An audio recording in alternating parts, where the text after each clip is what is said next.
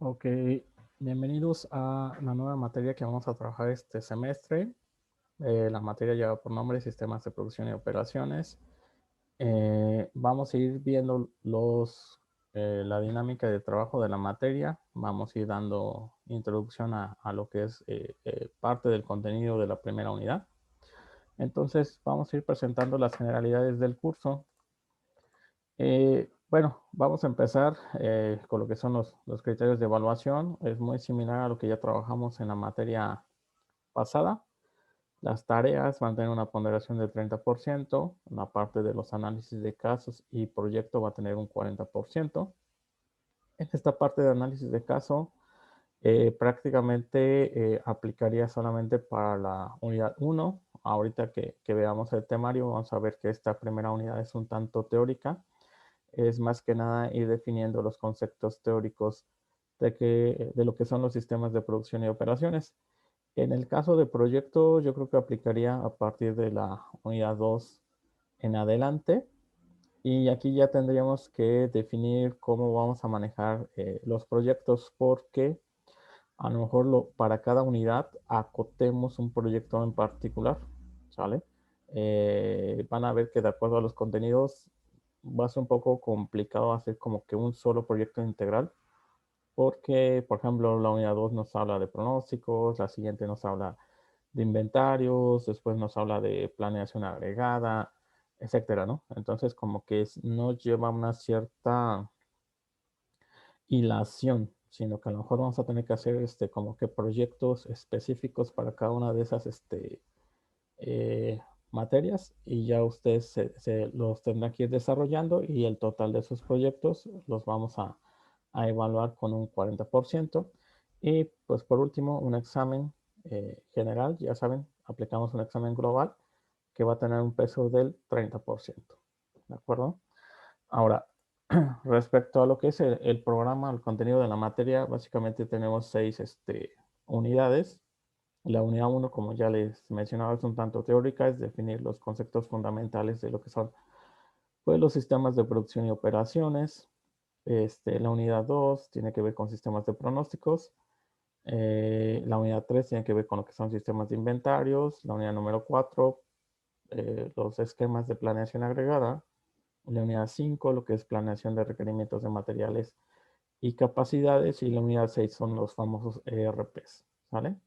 Que bueno, aquí en esta unidad 6, pues ya la mayoría de ustedes ya trabaja, ya está dentro de una empresa, y ya administrativamente ya manejan los ERPs, ¿no? A lo mejor algunos usan en sus empresas SAP o Oracle, no sé, algún ERP de ese tipo, ¿sale? Bueno, como referencias bibliográficas vamos a tener básicamente estas tres referencias. El primer libro, que es Administración de Producción y Operaciones, de Norman Gaider, de la editorial Soluciones Empresariales. De ahí tenemos otro que es Administración de Operaciones, Conceptos y Casos Contemporáneos, de Schroeder, Goldstein, y el siguiente autor, está medio enredado ahí su apellido, bueno, es de la editorial McGraw-Hill. Y por último tenemos el de Administración de la Cadena de Suministro, de Chopra, ¿sale? En el caso, estos tres libros yo los tengo en electrónico. Igual se los voy a hacer llegar, bueno, ya una vez que tengamos ahí la plataforma habilitada, o los subo en Classroom para que los tengan ahí como referencia.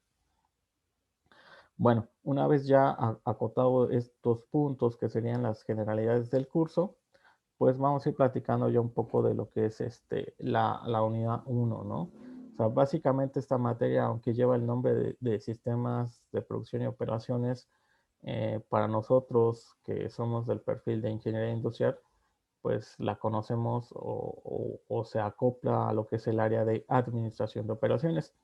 Entonces, que no les cause ruido si en algún momento, en lugar de decir sistemas de producción y operaciones, digo administración de operaciones, porque pues básicamente estaremos hablando de lo mismo, ¿sale? Y bueno, ¿qué es la administración de operaciones o qué son los sistemas de producción y operaciones? Pues no es otra cosa más que la administración global de todas las actividades que se llevan alrededor de una empresa de producción. Y entendamos por producción que podemos generar un producto o un servicio. Como lo vemos aquí en la diapositiva, nos dice es toda la administración de los sistemas que convierten insumos en productos o servicios. Por ahí ya dentro de la plataforma les dejé una actividad que espero que ya la estén realizando para también ahondar un poco más en los conceptos básicos, y por ahí viene un esquema de lo que es un sistema productivo, ¿no? Que lo definimos en tres elementos.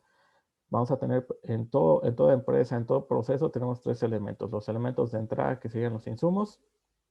En la parte del medio tenemos los procesos de transformación. Y finalmente generamos una salida, que esa salida, perdón, puede ser un producto o un servicio.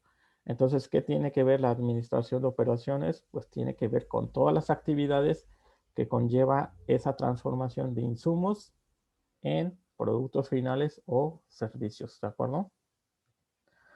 Ahora, algunos puestos de trabajo o áreas que se ven involucradas con lo que es la parte de la administración de todas esas actividades, pues aquí tenemos algunos puestos de trabajo, aunque si se dan cuenta, estos están más centrados en la parte productiva. Eso no quiere decir que la actividad de la administración de operaciones funcione de manera aislada. Claro que no. La administración de operaciones tiene relación con, yo diría que con todas las áreas de la empresa. Tiene que ver con cuestiones de mercadotecnia, tiene que ver con áreas financieras, tiene que ver con, obviamente, el área de producción, obviamente tiene que ver con el área de calidad, obviamente tiene que ver con la parte de compras, ¿sale? Incluso diseño de producto, ¿sale? Entonces, esta interrelación, pues no lo podemos eliminar. Esta interrelación es más que evidente porque partimos del hecho de que nosotros vamos a administrar pues todas las actividades necesarias para transformar pues nuestros insumos en productos finales. Pues obviamente tengo que tener involucradas a todas las áreas que componen a la empresa desde un punto o un enfoque, llamémoslo así, sistémico. No lo podemos ver de manera aislada. Entonces, y vuelvo a reiterar, en el material que ya les hice llegar, pues ahí viene un poco más a detalle cuál es la interrelación o el grado de relación que guarda la función de la administración de operaciones con cada una de estas áreas que componen la empresa. Obviamente aquí ya no me voy a meter a explicarlo así de fondo, porque pues ya a estas alturas yo quiero pensar que ustedes ya por ella ya le dieron una leída, ya lo van identificando. Ahora, históricamente lo que es la administración de operaciones o los sistemas de producción y operaciones han evolucionado, ¿sale? Vamos a ver aquí algunas etapas en las cuales pues han evolucionado estos sistemas. Y pues la primera etapa o el primer punto o hecho histórico en el cual pues tenemos una referencia notable, pues sin duda es la revolución industrial. La revolución industrial pues marcó pues llamémoslo así, como que el boom en lo que fue el siglo XVIII, cuando se empezó a cambiar el sistema de producción. O sea, pasamos de tener un sistema de producción de tipo artesanal. ¿Por qué lo llamamos artesanal? Porque básicamente todo el sistema o todas las actividades productivas pues dependían de la mano de obra, ¿no? Netamente de lo que podía generar la fuerza de trabajo humana. Cuando se da este boom de la revolución industrial, pues se da con la aparición de las primeras máquinas hidráulicas, las máquinas de vapor, y pues se viene a dar esa sustitución, ¿no? de la mano de obra netamente artesanal a un sistema de trabajo más mecanizado. A partir de ello, pues también se empiezan a crear especialistas en ciertas actividades, es decir, empezamos a dividir las tareas o los trabajos en ciertas actividades y designamos trabajadores para desarrollar esas mismas actividades, ¿sale? Por eso se les dice que son especialistas. ¿Por qué? Porque hacían una única tarea en toda su jornada de trabajo. Si a lo mejor yo era un fabricante de, no sé, pongamos de zapatos en aquel tiempo, pues a lo mejor yo era un trabajador y mi único trabajo era a lo mejor cortar la piel que yo iba a ocupar para mi zapato, y eso era lo que yo hacía, solamente cortar piel, cortar piel. Y a lo mejor más adelante en la línea de producción, había otro trabajador que era el que le tocaba coser esa piel y más adelante había otro que le tocaba a lo mejor hacer el acabado, etcétera, ¿no? A eso nos referimos cuando hablamos de la división del trabajo. Esa misma división de trabajo, pues, pues da pauta a que nazca el famoso sistema de producción de línea o de serie, ¿no? Que también tuvo un hecho muy relevante con lo que fue el sistema de producción de Henry Ford, ¿no? Con su famoso modelo de automóvil, ¿sale? Entonces, estos son, digamos, los hechos que más destacan en esta primera etapa de la revolución industrial. Posteriormente, una segunda etapa de evolución tenemos la posguerra civil de Estados Unidos. El fin de la guerra civil en Estados Unidos marca también un hecho muy relevante. Anteriormente, pues se tenían las fábricas, las industrias, pero no se tenía la visión de el enfoque empresarial o el enfoque accionario en los negocios o en las industrias de ese tiempo. A partir de que termina la posguerra civil en Estados Unidos, pues como que ya se empieza a separar, ¿no? Al interior de la empresa se empieza a definir quién es el propietario del capital de esa empresa y los trabajadores que fungen a lo mejor como administradores pues de ese trabajo, ya los empezamos a visualizar desde el punto de vista como gerentes, ¿no? Entonces, al propietario del capital de trabajo con el que opera la empresa, la industria, pues ya va formando sus conglomerados accionarios y los trabajadores al interior de las mismas, pues ya se les empieza a dar a ver o a visualizar desde el punto de vista como gerentes. Ahora, otro hecho acá relevante que mencionamos es que, pues, con la abolición de la esclavitud, con otros fenómenos que se dan, por ejemplo, como eh, el hecho de que muchas personas migren de los campos a las ciudades, la llegada de muchos inmigrantes de otros países a Estados Unidos, pues eso aporta una fuerza laboral muy grande a lo que es el sector industrial. Entonces, tenían mano de obra para echar para arriba, ¿no? Y pues eso también da o detona el crecimiento de algunas industrias. Aquí una de las que principales que, bueno, que incrementan su crecimiento, pues la industria ferroviaria, ¿no? Ahí es donde tiene su boom o su crecimiento de manera más significativa. Posteriormente tenemos la etapa de las relaciones humanas y las ciencias del comportamiento. Bueno, acá parece que nos falta una diapositiva. Bueno, ahorita se los comento. Bueno, después de lo que es la guerra civil de Estados Unidos, viene lo que es la parte, o se da el fenómeno de lo que es el área que conocemos como la administración científica, ¿sale? En la parte de la administración científica, pues tenemos a algunos precursores, algunos precursores cuyo objetivo o cuyo fin que buscaban era la optimización del trabajo. Eh, Se define o se tiene como padre de lo que es de la administración científica a Frederick Taylor. Frederick Taylor, junto con otros personajes como por ejemplo Frank y Lillian Gilbert, Henry Elegant, pues hicieron grandes aportaciones a lo que es hoy en día la ingeniería industrial. De hecho, en esta etapa de la administración científica se puede decir o se puede definir que es la etapa donde nacen los ingenieros industriales, ¿sale? Y se tiene como padre de esa disciplina a Frederick Taylor por sus aportaciones. ¿Cuáles son, perdón, cuáles son las aportaciones que se le atribuyen, por ejemplo, a Frederick Taylor? Pues de entrada lo que es la división del trabajo, ¿sale? Él buscaba lograr una optimización y una eficiencia en las operaciones, ¿sale?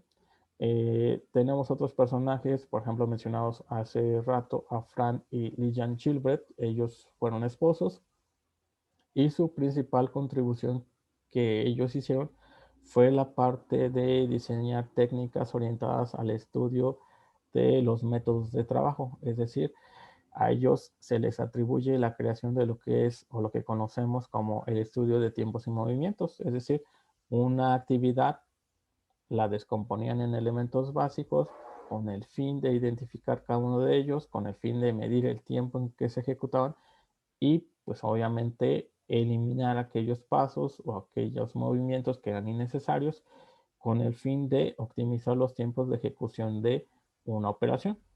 Otro personaje que contribuyó de manera significativa en esta etapa de la administración científica pues fue Henry L. Gann, que pues a lo mejor todos lo conocen o todos, quiero pensar que todos han ocupado lo que es una gráfica de Gann, que básicamente nos sirve para poder planear o ejecutar una actividad, ¿no? Tanto en el corto como en el largo plazo, ¿no? Entonces, esos personajes contribuyeron de manera significativa en busca o en pro de optimizar los procesos productivos desde un punto de vista científico, ¿vale?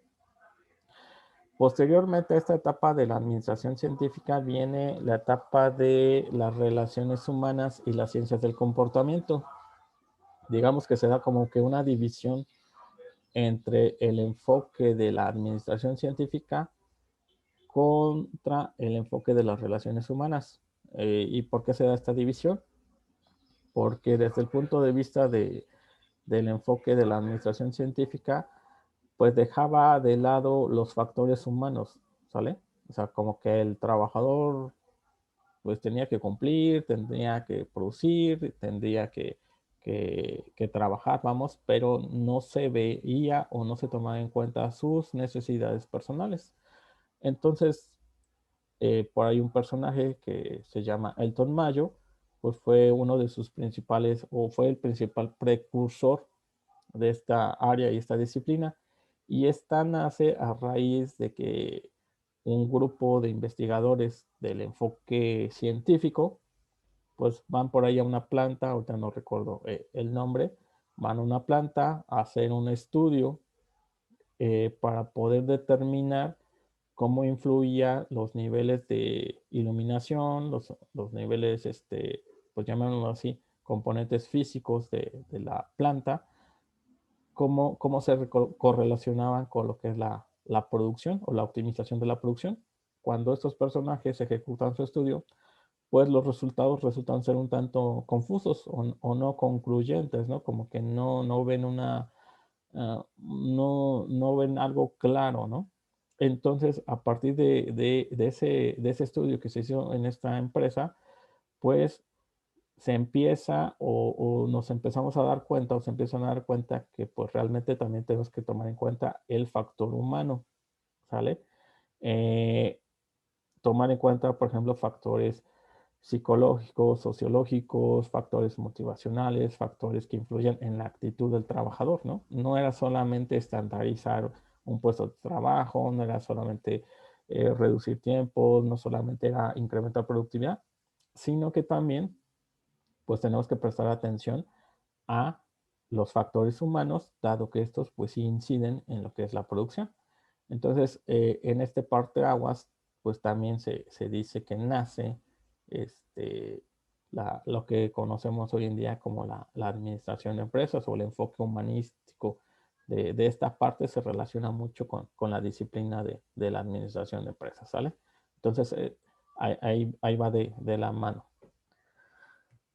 Posteriormente, otra etapa u otra disciplina muy importante y que la usamos mucho cuando hablamos de optimizar algunos esquemas dentro de los sistemas de producción de operaciones, pues es sin duda la investigación de operaciones, que ustedes ya por ella, creo que en una materia ya llevaron un poquito de esto. Hablar de investigación de operaciones es un área muy amplia, muy vasta, pero esta nace durante la Segunda Guerra Mundial derivado de que, pues, durante una guerra, pues, tendríamos que desplazar gran cantidad de recursos en un ambiente, pues, bastante complejo, ¿sale? O sea, imagínense que no es lo mismo a lo mejor decir, sí, voy a mandar un camión que me distribuya producto de Córdoba a Veracruz sin ningún problema, a decir, tengo que mandar cierta cantidad de suministros en medio de una guerra, ¿no?